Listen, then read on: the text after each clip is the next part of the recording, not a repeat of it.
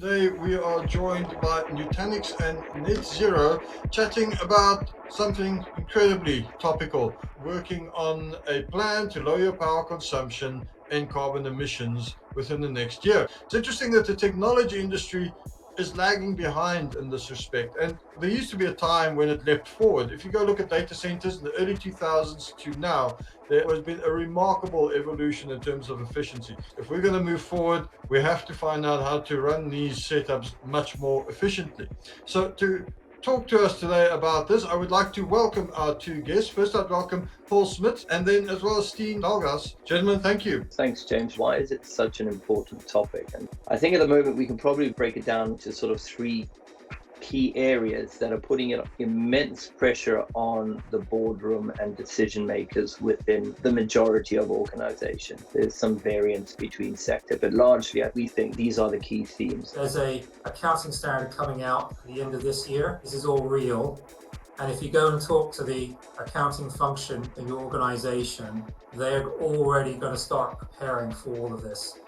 Electricity is certainly not infinite. I know that's a concept South Africa knows quite well with load shedding and stuff, but it's also no longer cheap.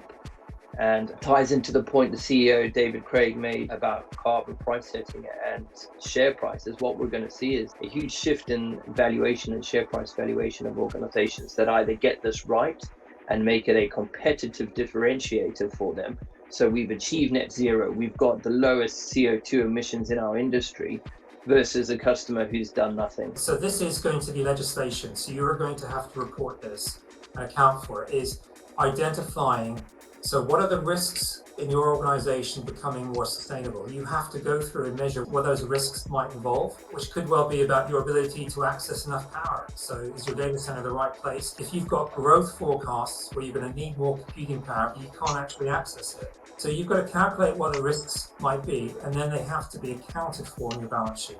You guys have really gotten into the details of this, and I think the audience appreciates that because, as you know, as we've discussed before the event, energy is not an existential crisis in South Africa. This is a very, very real thing, and therefore action is required as well as growth. Let's not forget at the same time that Africa is facing an energy issue, we're also looking at digital growth.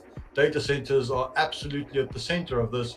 If we can strike that balance, I think we might get ahead of the game here. There's a real chance for a leapfrog moment. We often like to say that over here, but this definitely feels like one. Or in the words that we all often attribute to Winston Churchill, there's an opportunity in every crisis. This is certainly a crisis, but I think this presentation has showed that the opportunity is also incredibly real, very tangible, and looked for by the business.